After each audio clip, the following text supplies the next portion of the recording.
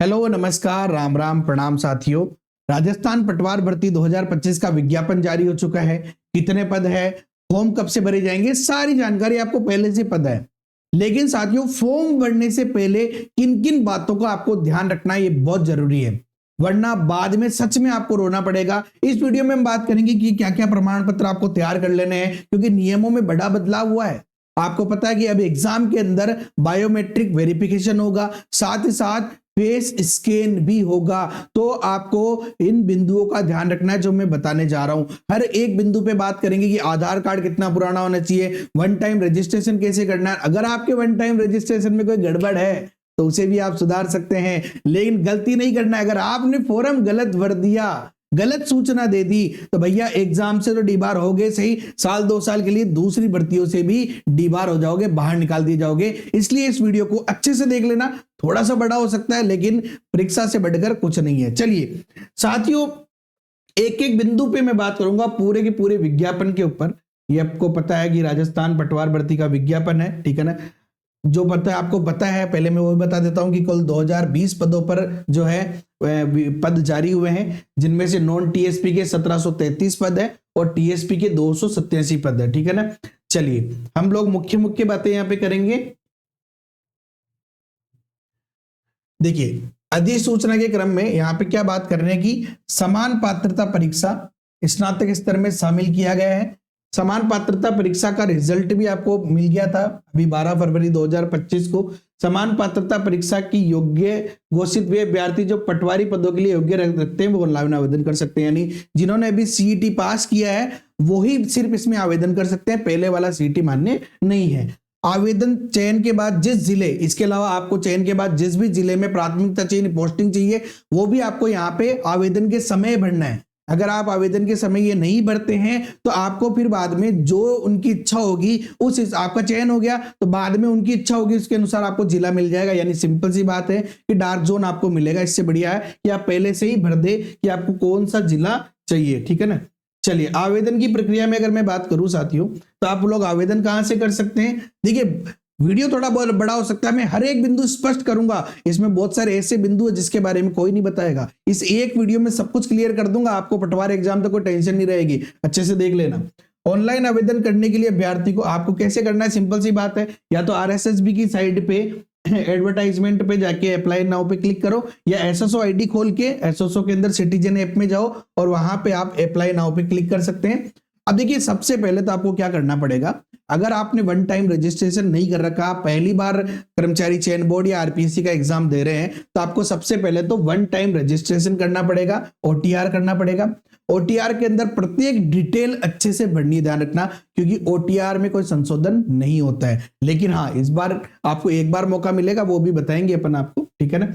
इसके अलावा जिस भी श्रेणी से आप योग्यता रखते हैं वही आपको भरनी है। दूसरा कुछ भी आपको एक्स्ट्रा ऑर्डिनरी कोई भी काम नहीं करना है, ठीक है ना।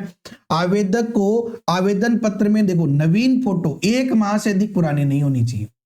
आपको जो फोटो अपलोड करनी है वो 1 महीने से ज्यादा पुरानी नहीं होनी है, ध्यान रखना। वो आपको यहाँ पे भरनी है। इसके अलावा आपका जो भी बॉडी मार्क है वो भी भरना है। पिछली बार एक समस्या हुई थी कि बहुत सारे लोगों ने बॉडी मार्क नहीं भरा, लास्ट में फिर वो उनको संशोधन करना पड़ा था।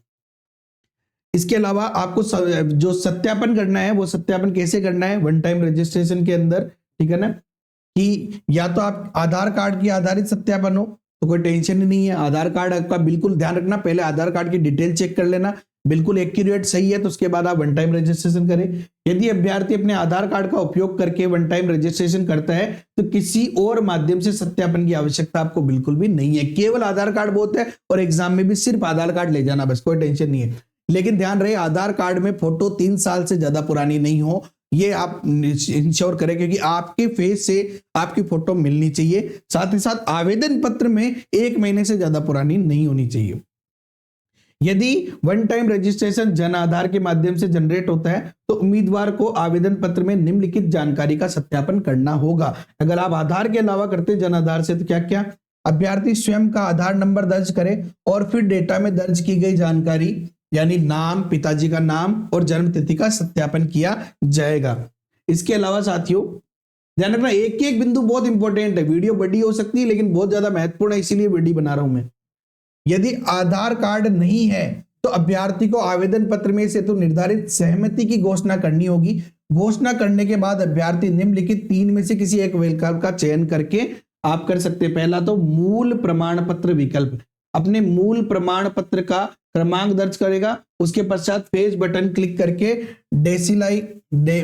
डेमिसाइल या बोनाफाइड प्रमाण पत्रों जैसे मूल प्रमाण पत्र के डाटा सत्यापित किया जाएगा, या फिर डिजी लॉकर के माध्यम से 10वीं की मार्कशीट को आप उससे आप सत्यापन कर सकते हैं। उपरोक्त किसी भी प्रक्रिया से स्वयं के विवरण को सत्यापित करने में असमर्थ है तो उसे निम्न की घोषणा करनी होगी कि मैं अपनी प्रोफाइल का विवरण सत्यापित करने में असमर्थ हूं, इसलिए मैं परीक्षा हेतु निर्धारित समय से 1.5 घंटे पहले परीक्षा केंद्र पर बायोमेट्रिक सत्यापन हेतु उपस्थित होऊंगा या हो जाऊंगा। चलिए इसके अलावा और बात करें, ध्यान रखना बायोमेट्रिक सत्यापन होगा एग्जाम में। सत्यापन हो जाने के पश्चात अभ्यर्थी निर्धारित प्रक्रिया में आवेदन कर सकेगा, आवेदन आप कर सकते हो। इसके अलावा देखो, अभ्यर्थी अपने स्वयं का ही मोबाइल नंबर और स्वयं की ईमेल आईडी दर्ज करे। ध्यान रखना आपको मोबाइल नंबर भी खुद का डालना है, ईमेल आईडी भी खुद की डालनी है। नियुक्ति प्रक्रिया पूर्ण होने तक किसी चेंज नहीं करे। सिंपल सी बात है, आपकी जो भी जानकारी उसमें आएगी। फॉर्म में कोई गलती हो गई, ओटीआर में कोई गलती हो गई तो उसका संशोधन भी सिर्फ इसी पे होगा। ध्यान रखना ओटीआर में वैसे संशोधन नहीं होता है, लेकिन इस बार दिया जाएगा। आवेदक को ऑनलाइन आवेदन करने के पश्चात ऑनलाइन आवेदन पत्र क्रमांक आवश्यक। ध्यान रखना आपको ऑनलाइन आवेदन पत्र क्रमांक जरूर मिलेगा, अगर नहीं मिला इसका मतलब आपका फॉर्म नहीं भरा गया है। आवेदक को आवेदन करते समय अगर किसी प्रकार की कोई समस्या हो तो ये आप नोट कर लो। आपको कोई प्रॉब्लम आ रही तो आप इस हेल्प लाइन नंबर पे कॉल करके आपकी समस्या कर सकते हो। चलिए ओटीआर की बात करें, एक बार ये पंजीयन शुल्क, तो सिंपल सी बात है, इसके अंदर जो सामान्य या क्रीमिलियर श्रेणी के व्यक्ति है उनके 600 रुपए फीस है और बाकी सबके लिए 400 रुपए की फीस है। ठीक है ना, ये आपको ध्यान रखनी है। अगर आपने ओटीआर कर रखा तो कोई टेंशन नहीं है।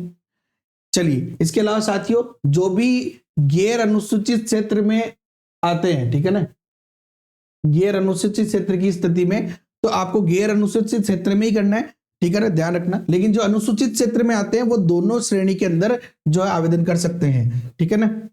चलिए जो विशेष बिंदु है उसी पे बात करूंगा मैं, फालतू किसी बिंदु पे बात नहीं करूंगा, लेकिन बहुत ज्यादा इंपॉर्टेंट है, इस चीज का ध्यान रखना। प्रत्येक बिंदु यहाँ पे कार्मिक विभाग की अधिसूचना दिनांक 13/1/2016 के अनुसार महिलाओं हेतु 30% आरक्षण, ध्यान रखना महिलाओं के लिए 30% आरक्षित है, जिनमें से 8% विधवा के लिए और 2% परित्यक्ता के लिए होंगे, ठीक है ना। चलिए इसके अलावा साथियों यहाँ पे एक और पॉइंट बहुत इंपॉर्टेंट है, माननीय सर्वोच्च न्यायालय द्वारा अपील के अंदर ये एक सिंपल सी बात है कि कोई भी महिला अगर राजस्थान के बाहर से राजस्थान में आकर शादी कर लेती है तो उसे आरक्षण का लाभ नहीं दिया जाएगा। सिंपल सी बात है, आपको सामान्य कैटेगरी से ही फॉर्म भरना पड़ेगा। इसका कारण भी बताऊंगा अभी मैं आगे जाके। चलिए वेतनमान की बात करें अगर साथियों, तो आपका जो वेतनमान है वो आप L5 के अंदर आएंगे, ठीक है ना। चलिए अब यहाँ पे पात्रता की बात कर लेते हैं। सबसे पहले तो कि आपको कौन कौन सा कंप्यूटर कोर्स चाहिए और क्या क्या पात्रता आपकी होनी चाहिए उसके ऊपर बात करें तो सिंपल सी बात है, देखिए पहली बात तो कि स्नातक परीक्षा उत्तीर्ण होनी चाहिए या इसके समकक्ष आप होने चाहिए, तो और साथ ही साथ साथियों सीईटी आपका होना चाहिए ग्रेजुएशन लेवल जो भी रिजल्ट आया था। इसके अलावा देखिए आपको कंप्यूटर कोर्स कौन सा चाहिए, जो या तो नाइलेट न्यू दिल्ली द्वारा आयोजित ओ लेवल, ठीक है ना, भारत सरकार के इलेक्ट्रॉनिक्स विभाग नियंत्रणाधीन डिपार्टमेंट ऑफ इलेक्ट्रॉनिक्स यानी कि ये DOEACC द्वारा आयोजित ओ लेवल या उच्चतर, सिंपल सी बात है कि ओ लेवल कोर्स हो। इसके अलावा साथियों व्यावसायिक प्रशिक्षण योजना के अंदर राष्ट्रीय परिषद या जो भी ये दे रखी है उसके अनुसार आपका जो कोर्स है या तो COPA या फिर DPCS जो कोर्स है वो होना चाहिए।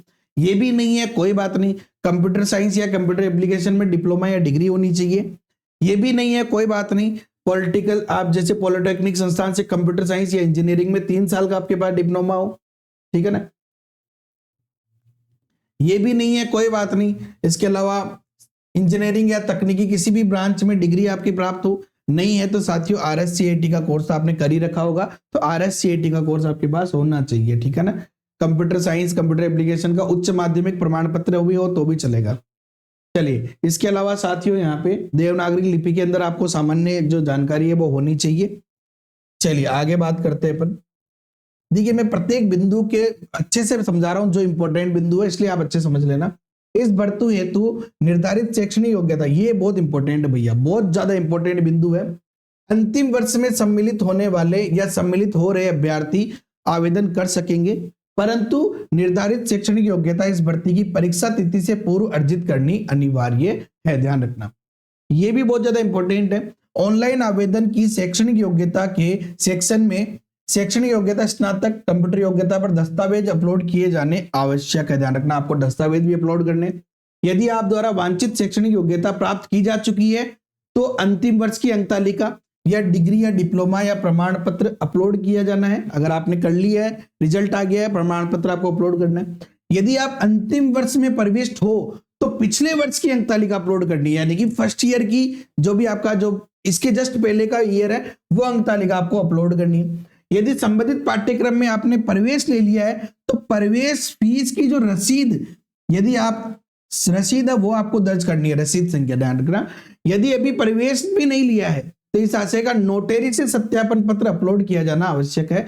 परीक्षा से पूर्व आपको ये कंप्लीट, लेकिन ध्यान रखना एग्जाम से पहले आपको डिग्री हासिल हो जानी चाहिए। तो आपको इस प्रकार से भरना है। बहुत सारे लोग क्या करते हैं, बाद में पूछते हैं कि सर यार मैं तो फर्स्ट ईयर में ही हूं तो मैं कैसे करूं। तो सिंपल सी बात है, आपको ये सारी जानकारी बता दी मैंने।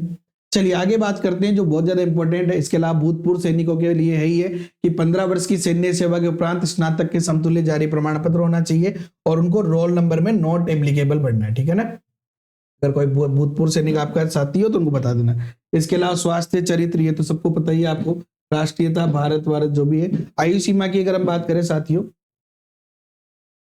तो आयु सीमा की सिंपल सी बात है कि 18 वर्ष मिनिमम आयु है और 40 वर्ष अधिकतम है। इसके अलावा जो भी अपने को श्रेणियों में छूट मिलेगी उसके अंदर भी 3 वर्ष छूट एक्स्ट्रा है। यानी अगर आप चाहे जनरल कैटेगरी में भी आते हैं तो भी 3 साल एक्स्ट्रा की छूट मिलेगी। यानी अगर आपकी आयु जो है वो 43, तब 1 जनवरी 2026 को, आने वाली 1 जनवरी 2026 को अगर आप 43 साल के हो रहे हो या होने वाले हो तो भी आप फॉर्म भर सकते हैं, बस क्रॉस नहीं करना चाहिए, ठीक है ना। इसके अलावा जितनी भी कैटेगरीज है उन सबके अंदर जो छूट है वो तो आपको मिलेगी सही, सबको पता है वो सारी चीजें। विवाह अगर आपका हो रखा, ध्यान रखना, ये बहुत सारे लोग बाद में गलती कर रहे हैं। आपकी अगर शादी हो रही तो आपको विवाह पंजीयन करना है और विवाह के बारे में सारी जानकारी आपको देनी है। इसके अलावा आवेदन पत्र आप कब से कब कर सकते हैं आपको सबको ही पता है वैसे तो, फिर भी बता देता हूं कि 22 फरवरी से 23 मार्च तक आप आवेदन कर सकते हैं। और आवेदन 22 से 23 मार्च को रात्रि तक वेबसाइट पर आप आवेदन भर सकते हैं। इसके अलावा आप फीस भी दोनों एक ही टाइम पे है, सिंपल सी बात है। परीक्षा का आयोजन देखिए, बहुत सबसे खास बात यह है, पटवार भर्ती परीक्षा दिनांक 11 मई 2025 को ऑफलाइन आधारित परीक्षा आयोजित होगी। यानी कि आपको फिक्स है कि पहले से कि 11 मई को आपकी एग्जाम होगा, ठीक है ना। ये सबसे बढ़िया बात है, पहले तो बहुत इंतजार करने पड़ते थे। इसके अलावा अनापत्ति प्रमाण पत्र के संबंध में सभी, यानी अगर आप गवर्नमेंट जॉब में पहले से ही है तो आपको एनओसी लेनी पड़ेगी, सिंपल सी बात है। चलिए इसके अलावा साथियों आवेदन की बात करें, ये बहुत ज्यादा इंपॉर्टेंट कुछ ऐसे बिंदु है इसमें जिसकी वजह से आपको बहुत ज्यादा प्रॉब्लम हो सकती है, इसलिए यहाँ पे समझा रहा हूं मैं। आवेदक जिस भी श्रेणी के तहत आवेदन का पात्र हो उसी श्रेणी में आपको आवेदन करना है, इस चीज का ध्यान रखना है आपको, इस चीज का विशेष ध्यान रखना है। अगर आपने कैटेगरी गलत चुन ली है तो आप एग्जाम से डीबार हो सकते हैं, आपको एक का फॉर्म निरस्त कर दिया जाएगा, ठीक है ना। इसके अलावा यदि आवेदक द्वारा अपनी श्रेणी से भिन्न श्रेणी में आवेदन किया जाता है तो उस श्रेणी में सुधार की सुविधा नहीं दी जाएगी। ध्यान रखना, आपने अगर गलती से भी श्रेणी गलत भर दी तो आपको उसमें करेक्शन का कोई मौका नहीं दिया जाएगा। गलत श्रेणी का आवेदन करने पर आवेदक का आवेदन पत्र बोर्ड द्वारा किसी भी स्तर पर रद्द किया जा सकता है, जिसकी समस्त जिम्मेदारी आवेदक की होगी। अनुसूचित जाति, जनजाति, अन्य पिछड़ा वर्ग, अति पिछड़ा वर्ग अभ्यर्थी को ऑनलाइन एप्लीकेशन फॉर्म प्रस्तुत करते समय अपने वर्ग का स्पष्ट उल्लेख निर्धारित कॉलम में करे, ठीक है ना, अन्यथा आपको उस कैटेगरी में नहीं माना जाएगा। एक और चीज जो यहाँ पे बहुत इंपॉर्टेंट है, बोर्ड द्वारा ऑनलाइन आवेदन में भरी गई सूचनाओं के आधार पर सही अभ्यर्थी की पात्रता की जांच की जाएगी। यदि आवेदक द्वारा भरी गई सूचना के आधार पर वह अपात्र पाया जाता है तो उसका ऑनलाइन आवेदन पत्र अस्वीकृत कर दिया जाएगा, जिसकी समस्त जिम्मेदारी उसकी होगी। आवेदन पत्र में नई प्रविष्टि मतलब की गई प्रविष्टि में संशोधन की अवधि समाप्त होने के बाद किसी प्रकार का परिवर्तन नहीं किया जा सकता, यह भी बहुत इंपॉर्टेंट बिंदु है। चलिए इसके अलावा बात करें, आवेदक जिसके ऑनलाइन आवेदन पत्र अंतिम दिनांक तक बोर्ड कार्यालय को पूर्णतः सूचित प्राप्त होंगे, ऐसे आवेदकों को बोर्ड द्वारा प्रोविजनल रूप से प्रवेश दिया जाएगा। परीक्षा के लिए प्रवेश पत्र जारी करने का यह अभिप्राय, ध्यान रखना। अब आपका ऐसा नहीं हो कि अगर आपने गलत सूचना भर दी, आपका प्रवेश पत्र आ गया तो कोई टेंशन नहीं है। आपको प्रवेश पत्र आने के बाद भी साथियों वहां पे या फिर जब चयन होगा वहां पे आपके सारे वेरिफिकेशन होगा, इसलिए आपको गलत जानकारी बिल्कुल भी नहीं भरनी है, इस चीज का ध्यान रखना है, ठीक है ना।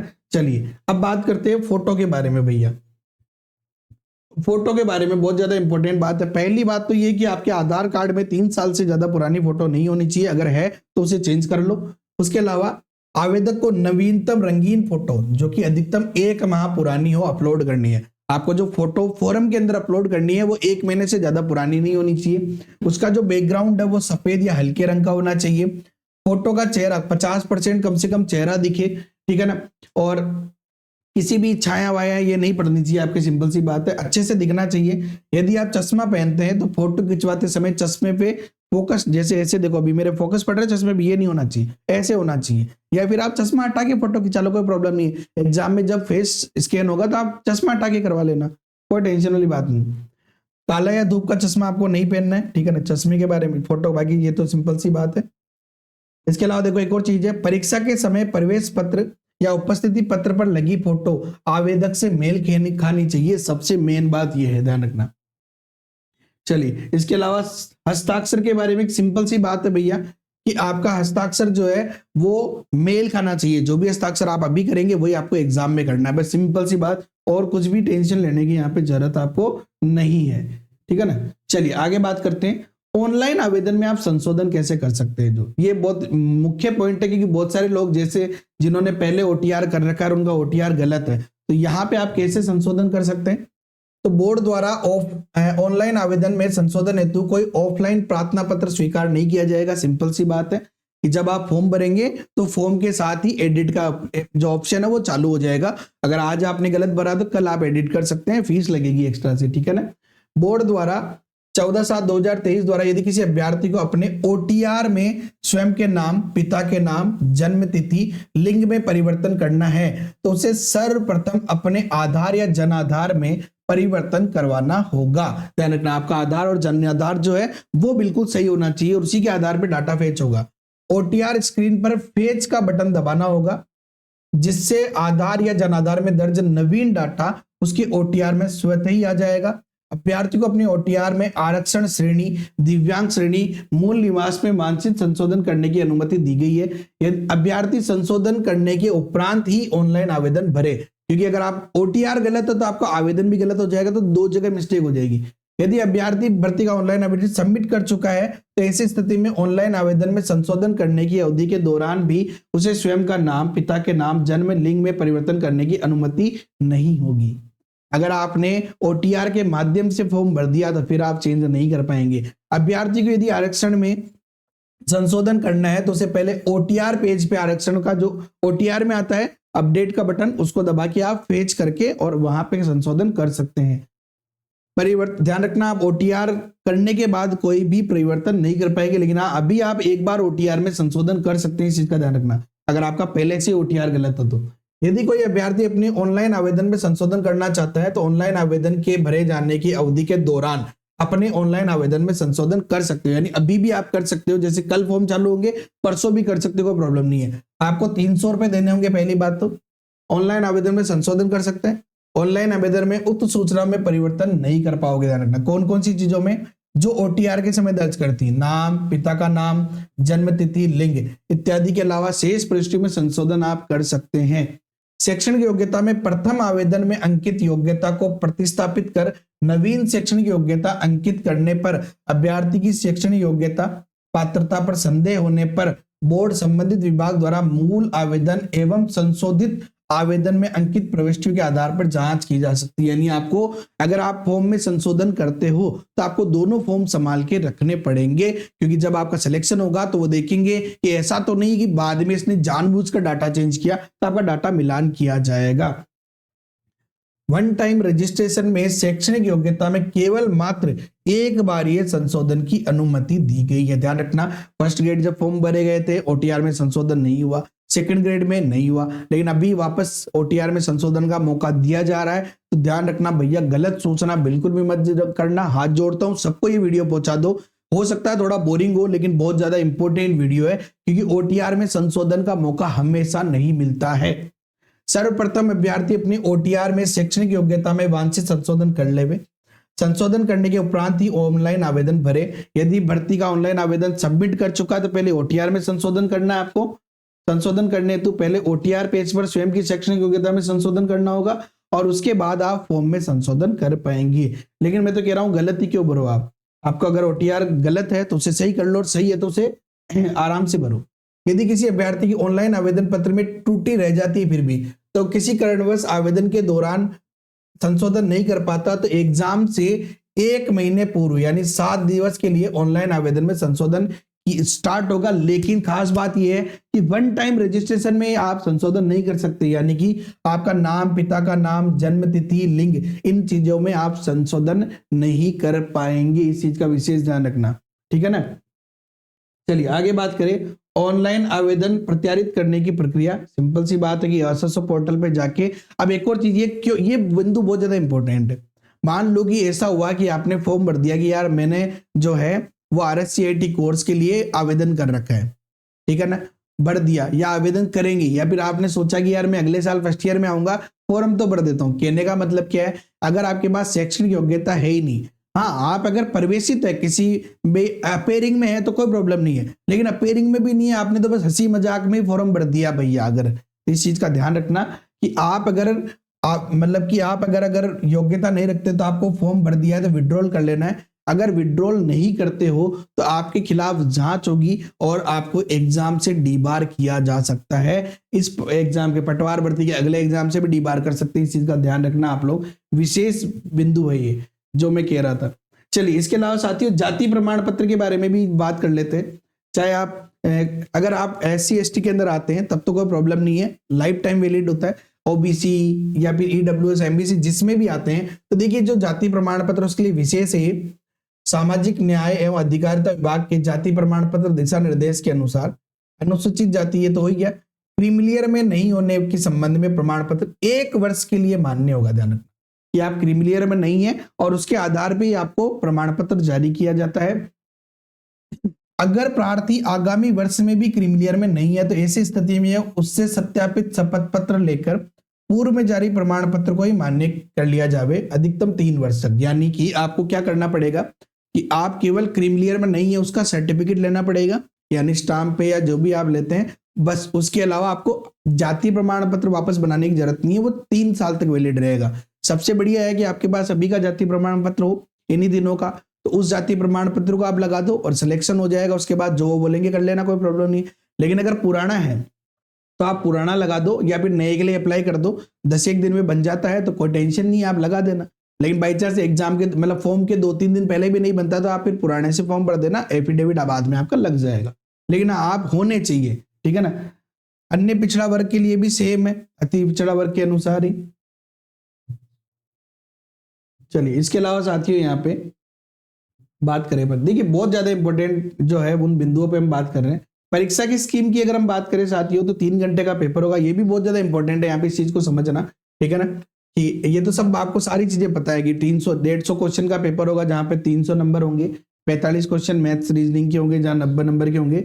लेकिन एक चीज और है कि आपकी जो माइनस मार्किंग है, अगर आप गलत ऑप्शन चुनते हो तो 1/3 नेगेटिव मार्किंग है। एक ये चीज आपको ध्यान में रखनी है, बाकी सारी चीजें आपको पता है। इसके अलावा साथियों ये चीज आपको पता होनी चाहिए कि अभी जितनी भी परीक्षाएं हो रही है, चाहे वो आरपीएससी कराओ या आरएसएस कराओ, उनमें 5 विकल्प दिए जा रहे हैं। ध्यान रखना 5 विकल्प दिए जा रहे हैं, जहां पे 5वां विकल्प होता है अनुत्तरित प्रश्न, यानी कि इस प्रश्न को आप नहीं करना चाहते, यानी अब आप केवल छोड़ नहीं सकते। अभी आरएस परीक्षा में 1680 विद्यार्थी ऐसे हैं जिनकी ओमार शीट चेक ही नहीं की गई, ठीक है ना, क्योंकि उन्होंने कोई ना कोई विकल्प नहीं भरा। अगर आप 5 विकल्प में से कोई भी विकल्प नहीं भरते हो तो आपको जो 10% प्रश्न है, यानी 150 में से 15 प्रश्नों के लिए तो क्या करेंगे, वो आपने कोई क्वेश्चन छोड़ दिया तो उसके लिए वो 1/3 नंबर आपका काट देंगे, चाहे प्रश्न सही, मतलब कि सिंपल सी बात होगी ना, आपने भरा ही नहीं तो आपका गलत तो ही नहीं, फिर भी 1/3 नंबर आपका कट जाएगा सही में से, ठीक है ना। लेकिन अगर 15 से एक क्वेश्चन भी ज्यादा हुआ तो आपकी ओमार शीट चेक नहीं होगी, आपको अपात्र घोषित कर दिया जाएगा। तो इस चीज का ध्यान रखना कि आपको 5 में से कोई ना कोई एक विकल्प भैया जरूर भरना है, ठीक है ना। चलिए, इसके अलावा साथियों बात करें, अगर आपको मैथ्स पढ़नी है पटवार की तो बहुत ही सिंपल सी बात है, complete math 0 to hero level की मात्र 99 रुपए में, मात्र 99 रुपए में आप ज्वाइन कर सकते हैं। लिमिटेड टाइम ऑफर है। द JKM3 ऐप डाउनलोड कर लो गूगल प्ले स्टोर से या लिंक नीचे डिस्क्रिप्शन में है। और भी अगर आपको फॉर्म से संबंधित कोई प्रॉब्लम हो तो आप कमेंट करके पूछ सकते हैं। वीडियो पसंद आया तो लाइक करो, अपने सभी दोस्तों के साथ शेयर कर दो। बहुत ज्यादा इंपॉर्टेंट वीडियो है, प्रत्येक बिंदु इंपॉर्टेंट है। और चैनल पर नए हो तो सब्सक्राइब करके बेल आइकन पे क्लिक कर लो। Okay, have a nice day, thank you so much. जय हिंद, जय भारत, वंदे मातरम।